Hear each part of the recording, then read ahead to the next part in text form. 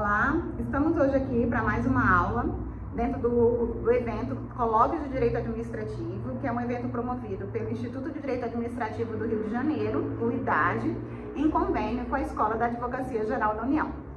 Meu nome é Andréia de Quadros Dantas, eu sou advogada da União e atuo perante o Supremo Tribunal Federal desde 2005, fazendo a defesa da União. Eu também sou mestre e doutora em Direito pelo Centro Universitário de Brasília e com estágio doutoral na Universidade de Stanford, na Califórnia, nos Estados Unidos. Então, qual vai ser o tema da nossa aula, da nossa conversa hoje? É a responsabilização do agente público em tempos de pandemia.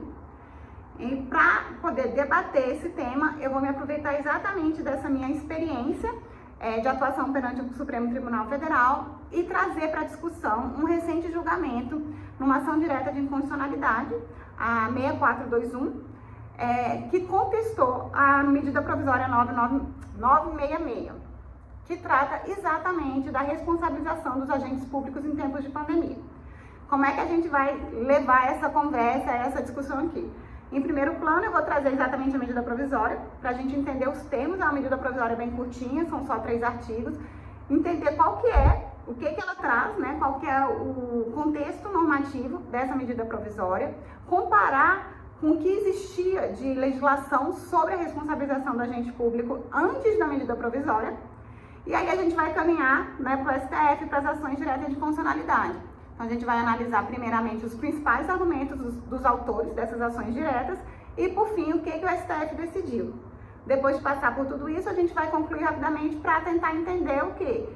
Se houve um avanço em termos de objetivação e de clarificação, né, do que seria,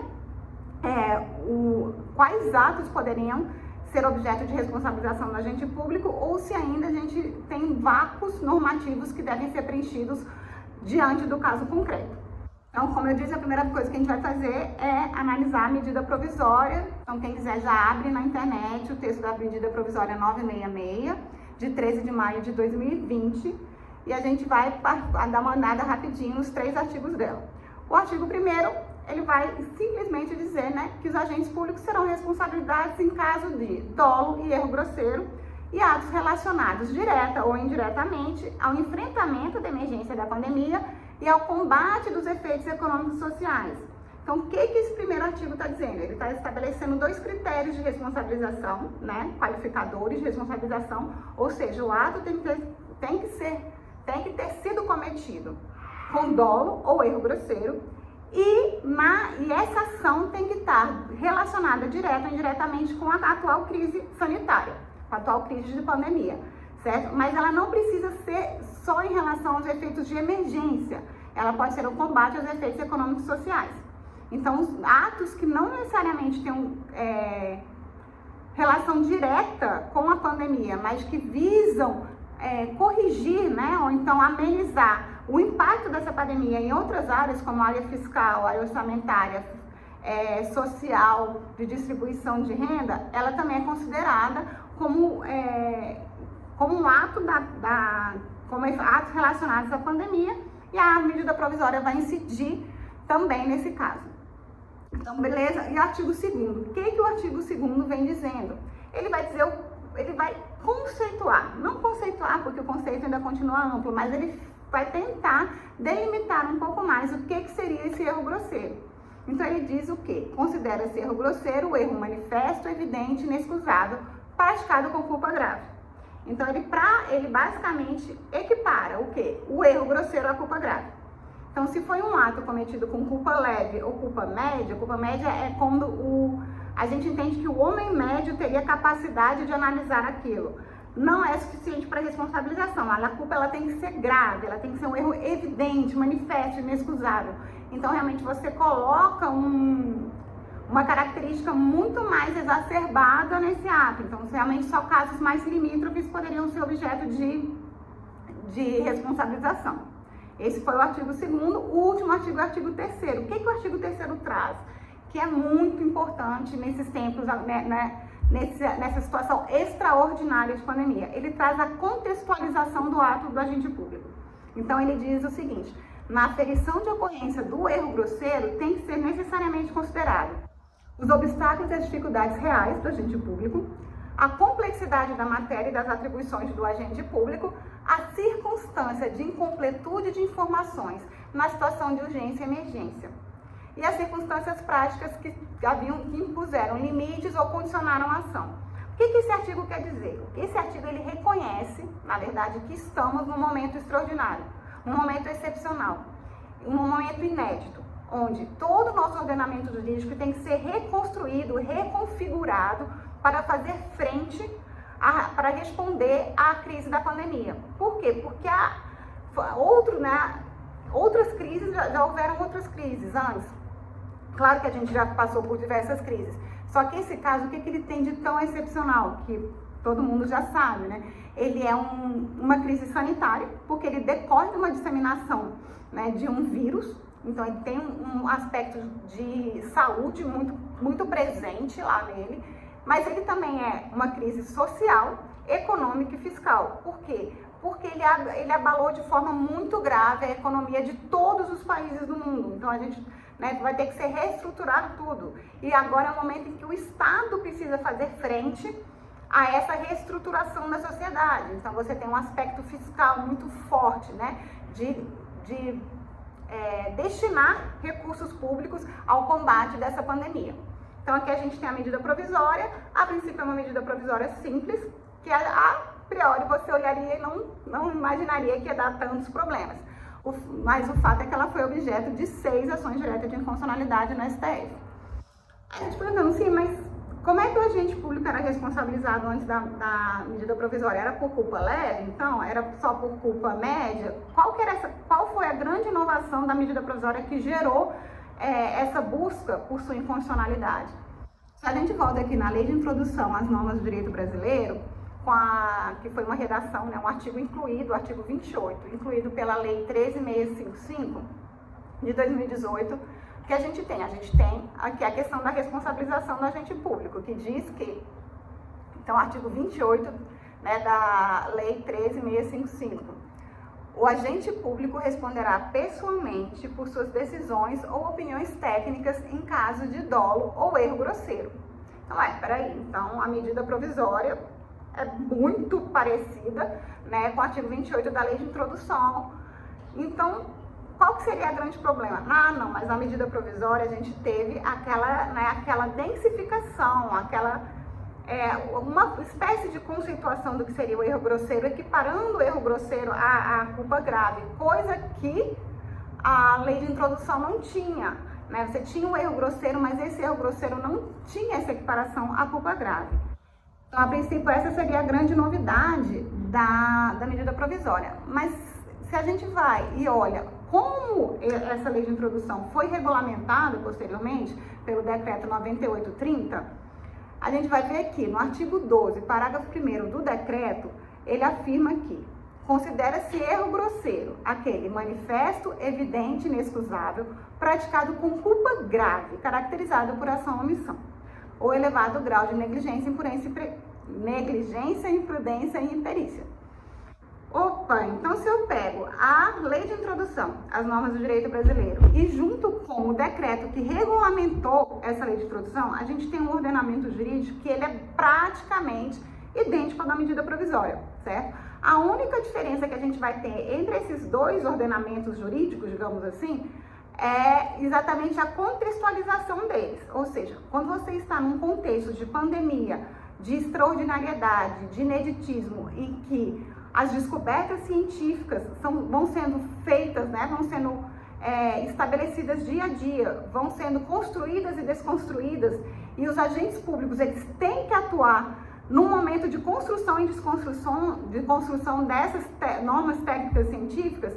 Então isso é um cenário de incerteza que não corresponde ao cenário de normalidade, digamos assim. Basicamente seria essa a grande diferença entre os dois ordenamentos.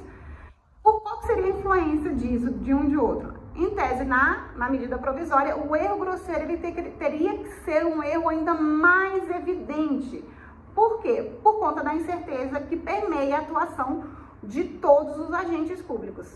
Ok? Ótimo. Então, mas ainda assim, a princípio, a gente não consegue capturar, né, a grande discussão. Então, a gente vai entrar as ADIs para poder exatamente analisar quais foram os argumentos de inconstitucionalidade.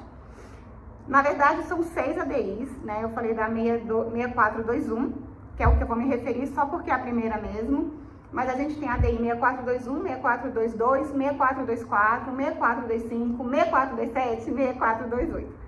Qual é o argumento de inconstitucionalidade que permeia todas essas ações? São basicamente 2 argumentos. Um argumento é o quê? Que a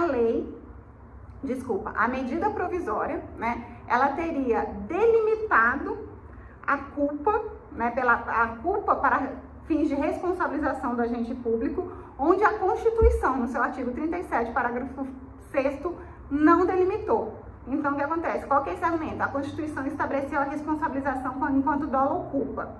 Na hora que eu fui regulamentar o texto da Constituição, eu disse, opa, não é qualquer culpa, é só essa culpa grave aqui. As outras eu não vou responsabilizar. Então, o argumento é, a medida provisória restringiu o âmbito de responsabilização do agente, onde a Constituição não restringiu. E ela não poderia fazer isso. Então, a medida provisória não poderia restringir, digamos, o campo de proteção, né, do Estado, da administração pública, como foi feito. Porque na medida que você não responsabiliza o agente, né, você tem um aumento aí do espaço normativo de atuação do administrador, ok? Esse é o primeiro argumento. Qual que é o segundo argumento? O segundo argumento é que a medida provisória teria reduzido também o âmbito de responsabilização dos agentes públicos de forma a tirar a responsabilidade de tais agentes também no caso de atos de improbidade, ou seja, teria descriminalizado, vamos dizer assim, determinadas condutas consideradas como atos de improbidade. Então, a gente vai trabalhar com esses dois argumentos na mente até o final da aula de hoje para entender os argumentos e o que o STF decidiu. Ótimo. Chegando no STF, o processo ele foi distribuído para o ministro Barroso, e aí no caso foram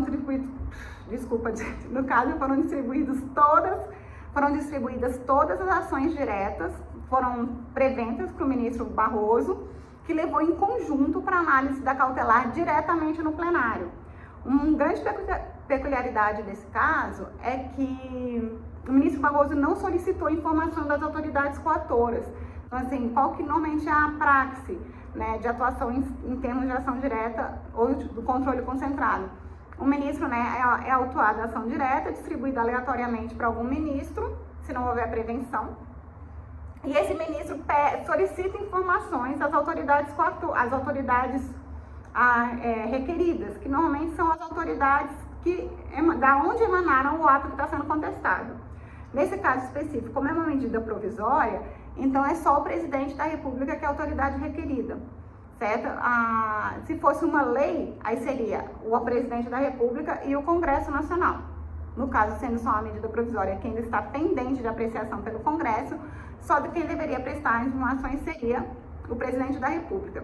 Após as informações da autoridade requerida, teríamos então as informações da Advocacia Geral da União e da Procuradoria Geral da República. Nesse caso, o ministro Barroso optou por levar direto para o plenário a análise da cautelar sem o anterior pedido de informações. Ótimo. Chegando lá no plenário, o que foi feito? Ele, como relator, deu o primeiro voto. No que se baseou o voto do Barroso? Então, vamos, né, de novo pelos 2 argumentos.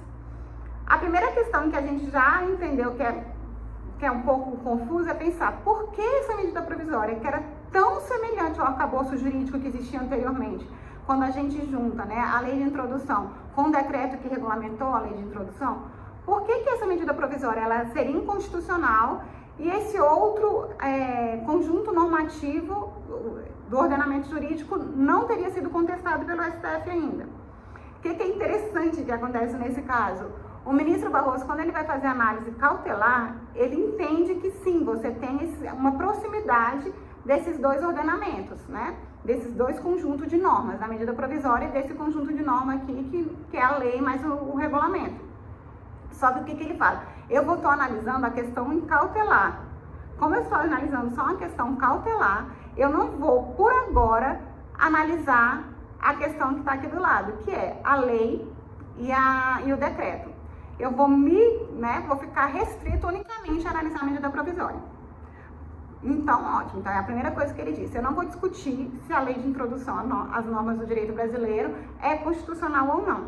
Se ela pode se aplicar no caso da normalidade, né, nos casos do ordenamento jurídico normal, ou não. Eu também não vou analisar se o decreto que regulamentou a lei, ele extrapolou os limites da lei, extrapolou os limites da Constituição, que foi o decreto que equiparou o erro grosseiro à culpa grave. O ministro Barroso falou, eu também não vou analisar o decreto agora. Isso aí vai ser só no julgamento final, quando eu for analisar um mérito dessa ação direta. Então ele falou, esquece o ordenamento jurídico que existia antes, que eu não vou analisar ele. Eu vou analisar única e exclusivamente a medida provisória, certo? Aí qual foi assim, o primeiro ponto que o ministro levantou? Que eu acho que, assim, que foi muito benéfico e que realmente é uma novidade, é uma inovação na medida provisória. Ele falou exatamente a questão da contextualização para fins de responsabilização do agente público. Por quê? De regra, a gente tem um lapso temporal relativamente grande entre a prática do ato e a responsabilização. Em média, no Tribunal de Contas da União, você tem um prazo de 5 anos e meio entre a data do ato e o julgamento final do Tribunal de Contas. 5 anos e meio é muita coisa, certo? Se você está atuando sempre num contexto de normalidade, 5 anos atrás ou na frente parece não fazer tanta diferença. Agora, se a gente está atuando num momento de extraordinariedade, né, num momento excepcional, de excepcionalidade, então imagina daqui 5 anos. Né? Daqui 5 anos, talvez tenha muito, quer dizer, talvez não, terão muitos estudos, pesquisas e historiadores, e todo mundo vai ter estudado exatamente esse momento da pandemia. E a pandemia vai ter passado. E você já terão o quê? Os resultados, as consequências, já terão consensos sobre qual teria sido a melhor prática do combate à pandemia, qual teria sido a melhor prática não só em termos sanitários, mas em termos social. O que teria sido melhor? Né? Fazer distribuição de renda, ou ajudar as empresas para que não tivesse desemprego. Daqui 5 anos vai ter 1 milhão de artigos científicos debatendo e discutindo tudo o que aconteceu agora. E por conta disso, talvez se construam alguns consensos. O fato é que os consensos que foram construídos lá, 5 anos lá na frente, eles não refletem a certeza do hoje. Hoje a gente tem um cenário de incerteza.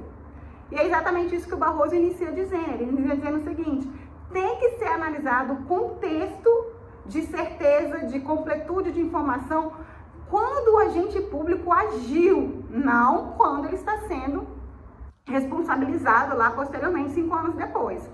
Então essa é a primeira coisa que ele disse. E por que é importante a gente ter essa contextualização em mente? Porque o ordenamento jurídico ele está mais frágil. Né? Ele tem várias, um sem número de leis e normas transitórias que estão valendo só agora nesse momento de pandemia. A gente tem um orçamento, que a pessoa fala, um orçamento de guerra. Foi aprovada uma emenda constitucional, né, que é a emenda constitucional 106 de maio desse ano, que excepciona todas as regras fiscais infraconstitucionais legais para os gastos públicos. Então, assim, ele excepciona também questão de contratação, de licitação. Por quê? Porque são em momentos excepcionais. Então, é nesse contexto que tem que ser analisada a responsabilidade do agente público. E o Barroso vai no ponto e diz, de fato, o contexto é importante. Não pode ser desconsiderado no momento da responsabilização do agente. Essa é uma questão bem importante que o Barroso vai lá e bate nela e outros ministros também repisam. E qual que é a outra questão que ele fala que eu acho bem interessante? Eu vou até pegar aqui, que eu separei, a parte que ele fala. Né? Ele fala assim, já adianto que há 2 coisas muito ruins para a administração pública e o bem comum. De um lado, os administradores incorretos, né? que agem de má fé, né? Com dolo para contra a administração pública. Né? De outro, os administradores corretos que têm medo de decidir o que precisa ser decidido por temor de retaliações futuras. Então ele faz assim, ele traça esse cenário de 2 extremos que os 2 são ruins para a administração pública e para a sociedade como um todo, que é o administrador que age com má fé e vai provocar prejuízo na administração pública e na sociedade. Mas desse outro lado aqui você tem o quê? Você tem um administrador de boa fé, né? Um administrador correto, que ele quer agir dentro da legalidade. Só que determinado contexto pode criar uma zona cinzenta, e aí, com medo de uma retaliação futura, né, de que esse contexto de excepcionalidade não seja entendido daqui a 5 anos, o que esse agente público faz? Ele não age. Então, normalmente, o que ele faz é um não agir. Então, é um parecer que não dispensa a licitação, é um parecer que não deixa, por exemplo, emitir um crédito extraordinário ou liberar verba para determinada política pública ou executar determinado gasto público, o quê? Com receio de que aquele ato dele venha a ser responsabilizado no futuro. Entendeu? É aí que está a grande importância, eu acho, da medida provisória ter colocado aquele artigo 3º, explicitando a importância do atual contexto de excepcionalidade na análise da responsabilização do agente público. Quando você tem esse temor excessivo, né, da atuação do administrador público, a gente tem o que o pessoal chama de, né, doutrina, eu acho que até o ministro Gilmar Mendes comentou nesse processo também, que eles chamam apagão das canetas. Ninguém quer decidir, né? Eu vou decidir, depois vai cair tudo nas minhas costas. Ninguém quer decidir. Ou então alguns doutrinadores falam também que é o direito administrativo do terror. Ou seja, nenhuma inovação em termos de interpretação legislativa, de hermenêutica ou de criação de política pública, ela avança com receio de responsabilização posterior, o que é ruim também para a administração pública, porque a administração pública ela fica parada estacionada num determinado nível de eficiência, digamos assim. Por quê? Porque os agentes têm medo de criar técnicas de ampliação dessa eficiência e depois serem responsabilizados caso elas não funcionem, ou caso elas funcionem também. Então, assim, é bem complicado. Por isso que a gente está aqui hoje, né, falando sobre isso. Então, o ministro Barroso já veio esclarecendo essas duas questões. E aí ele então passa, vou falar primeiro da questão da improbidade e depois ele passa para os vícios específicos suscitados pelos autores nas ações diretas, né? Então, o primeiro foi a questão de falar o seguinte: essa medida provisória, no fundo, ela veio tirar a responsabilidade dos agentes públicos nos casos de atos de improbidade. Esse é o argumento, né? E o que o ministro Barroso vem dizendo? Ele vem dizendo que não. Por que não? Porque os atos na jurisprudência consolidada do STJ, os atos de improbidade, eles já exigem a culpa grave para a tipificação do crime, do ato, né? Que não é um crime, para a tipificação do ato de improbidade. Então, para que o agente público seja responsabilizado por determinado ato de improbidade, já tem que ser comprovada a culpa grave. Isso é a jurisprudência pacífica do Superior Tribunal de Justiça. Então ele diz, não, se a interpretação da lei de improbidade já exige a culpa grave, a medida provisória não alterou em nada a gradação dessa culpa. Então a medida provisória não afeta a responsabilização nos termos de improbidade. Então aí ele já descartou esse argumento. Esse argumento não vai ser válido. Aí sobra o segundo argumento. Qual que era o segundo argumento que a gente tinha analisado? A Constituição prevê lá no artigo 37, parágrafo 6º, a responsabilização do Estado, né, do Estado perante a sociedade, que é uma responsabilização objetiva, ou seja, dano nexo causal, e tem a responsabilização do agente público, que é o caso de regresso. Aí é dolo ou culpa. Só que a Constituição fala dolo ou culpa, não diz a gradação da culpa. O que os autores das ações diretas alegam, né? Essa gradação não pode ser diminuída por uma norma infralegal, infraconstitucional. Ela tem que ser se a Constituição não restringiu, a lei não pode restringir. Esse é o argumento essencial. E aí o ministro vem trazendo toda essa discussão da responsabilização, do apagão das canetas, da necessidade de inovação, da necessidade de se decidir, né? E diz o seguinte: não, a lei pode sim estabelecer gradações de culpa, desde que você tenha ainda o elemento culpa enquanto elemento de subjetividade para a responsabilização do agente. Então, ele afasta também esse argumento do artigo 37 e mantém a medida provisória nesses termos. Aí que vem o grande... mas peraí, como assim? Como assim? Manteve a medida provisória? Eu achei que tinha sido julgado procedente. Aí a gente vai entender o que o ministro Barroso fez no final. Então, ele entendeu que a letra, né, tipo, a redação da medida provisória não tinha nenhuma inconstitucionalidade, não tinha nenhuma incompatibilidade com os princípios e com o texto da Constituição. Entretanto, ele ficou preocupado, né, digamos, preocupado, incomodado que alguma determinada interpretação daquela medida provisória pudesse resultar numa ausência de responsabilização do agente público. Então, o que ele fez? Ele veio e trouxe um elemento extra, né, vamos dizer assim, um elemento judicial para dentro do conceito do erro grosseiro. E qual que foi esse elemento que ele trouxe para dentro do conceito do erro grosseiro? Foi exatamente a questão do conhecimento técnico e científico, certo? Então, vamos lá para o finalzinho do voto do ministro, o que ele fala, basicamente. Então, assim, lembrando isso, vamos falar 1 minutinho, sobre o que é a interpretação conforme a Constituição. A interpretação conforme a Constituição é o que a gente chama de técnica de decisão.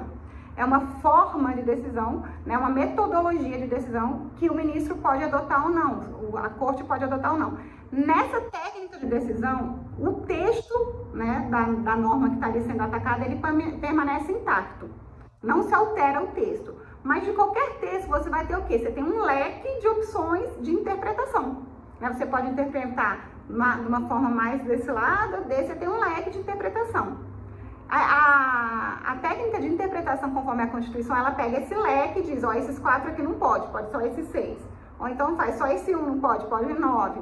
E aí ele vai excluir expressamente qual a interpretação que ele entende que seria realmente contrária à Constituição Federal. E aí é o que o ministro faz. Então, o que ele vem e fala, na caracterização do erro grosseiro, ou seja, ele vai delimitar, vai dar mais um elemento na conceituação do erro grosseiro. Valem todos os elementos da medida provisória. Ele não retirou nenhum dos elementos que constam na medida provisória, ele só adicionou. Então, ele vem e diz, na caracterização de erro grosseiro, deve-se levar em consideração a observância pelas autoridades de estándares, normas e critérios científicos e técnicos, tal como estabelecidos por organizações e entidades internacional ou nacionalmente reconhecidas, bem como dos princípios constitucionais da precaução e da prevenção. Certo? Então, basicamente, o que ele faz é introduzir no conceito de erro grosseiro a necessidade de observância de normas e critérios científicos e técnicos. Então, o que acontece? O ato ele tem que estar fundamentado, né, em algum consenso, ou pelo menos nem sempre você vai ter um consenso, mas eles têm que estar fundamentados em algum critério técnico-científico. E quando que aí agora vem a grande questão da contextualização, que é importante. Assim, mas qual é o critério técnico e científico? É o critério técnico e científico que existia no momento da decisão do agente público. Então, na hora que o agente público foi decidir, o que ele vai fazer? Ele vai olhar o quê? As normas e as técnicas que são as orientações dos órgãos e entidades nacionais, né, e internacionais naquele momento. Ah, mas mudou, daqui 6 meses não é mais isso. Não, tudo bem, se daqui a 6 meses não é mais isso, ótimo, né? A ciência evoluiu, os estudos se aprofundaram e chegamos a um novo consenso, a uma nova orientação sobre determinado assunto. Mas o fato é que quando o agente tomou a decisão, os elementos científicos e técnicos que eles tinham eram aqueles. Se ele tomou com base nas normas e critérios técnicos que existiam no momento da sua decisão, aí não tem como considerar a ação, né, do agente público como erro grosseiro. Então, ele não vai ser responsabilizado. Então, já estamos caminhando para o final. Então, 2 minutinhos para a gente entender e concluir a decisão do STF. Então, aí você pensa, então agora resolveu tudo, tá super fácil, a gente não tem mais nenhuma dúvida sobre como e quando o agente público vai ser responsabilizado? Não, né? Se a gente, novamente voltando, saindo um pouco da área de saúde, que não é minha área, né, óbvio, entrando mais na área que a gente trabalha, que é o direito. No direito, a gente sabe que existem alguns padrões alguns pilares sobre o qual a gente se fundamenta para tomar uma decisão. Quais são esses pilares?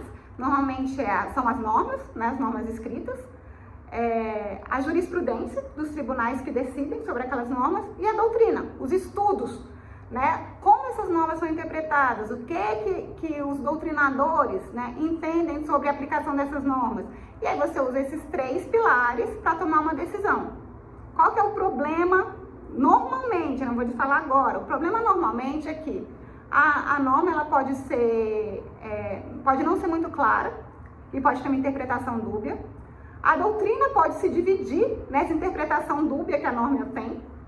E a jurisprudência pode não estar ainda consolidada em relação a qual das 2 interpretações é a melhor. Então, o agente público ele tem que decidir, mas ele tem 2 caminhos e, em tese, os 2 estão fundamentados por normas e critérios técnicos, certo? Então, a princípio, nenhum desses 2 caminhos que ele tomar pode ser considerado um erro grosseiro. Qual é o elemento que dificulta ainda mais a responsabilização dos agentes em tempos de pandemia? A gente tem normas que foram criadas especificamente para o tempo de pandemia, certo? Não só a lei, né, que declarou a própria calamidade pública, mas como eu já falei agora há pouco, você tem uma lei de orçamento de guerra, que excepciona regras fiscais, você tem que excepciona licitação, que excepciona contrato. Então, a gente tem hoje um ordenamento jurídico da excepcionalidade, da exceção em que estamos vivendo. Então, a norma ela já não é a norma que vinha sendo interpretada, já não é o nosso ordenamento jurídico que tem tanto estudo. Aí, qual a segunda questão? Doutrina. Mas essa lei tem 2 meses. Então, a gente tem já alguns debates, alguns artigos publicados, mas o fato é que a doutrina ainda não teve tempo para se densificar, para se consolidar. E o terceiro, qual que era o nosso terceiro pilar para a atuação do agente público para evitar um erro grosseiro? A jurisprudência do tribunal, né? No caso, se for uma questão trabalhista do Tribunal do Trabalho, se for uma questão infraconstitucional do Superior Tribunal de Justiça, se for uma questão constitucional, a jurisprudência do Supremo Tribunal Federal. O fato, novamente, a lei, que eu tenho que decidir com base numa lei que está vigente há 1 mês, às vezes ela está vigente há 1 semana, e eu tenho que decidir com base numa lei que está vigente há 1 semana. E aí eu não tenho doutrina, eu não tenho jurisprudência. Então, o agente público vai ter que decidir nesse espaço de incerteza. E o que torna ainda mais complexo é o fato de que o agente público ele não pode esperar a jurisprudência, a decisão do STF para tomar a decisão dele enquanto administrador público. Ele não pode esperar os doutrinadores sentarem, estudarem e produzirem artigos explicando qual que é a consequência da incidência de cada uma dessas regras novas que foram trazidas, qual que é a consequência do orçamento de guerra, qual o recurso que entra no orçamento de guerra, qual que não entra. Não temos ainda essa definição. Isso que eu estou falando só do ordenamento jurídico, né? Eu não estou nem entrando nas outras áreas que são qual é a melhor, né? Tipo assim, qual que é a melhor resposta social, o Estado como resposta social, né? Que eu tinha falado. A renda mínima, mas qual é o valor dessa renda mínima? Não sei, né? E quantas pessoas já ficaram desempregadas? E qual que é a estratégia econômica que tem que ser adotada? E no âmbito sanitário, como que os médicos têm que agir? Qual que é o melhor remédio? Qual que é o melhor procedimento técnico? Tudo isso está sendo construído, né, à medida que o agente público é chamado a tomar a decisão. Então, basicamente, né, eu acho que, na verdade, eu só trouxe mais dúvida do que clarei alguma coisa.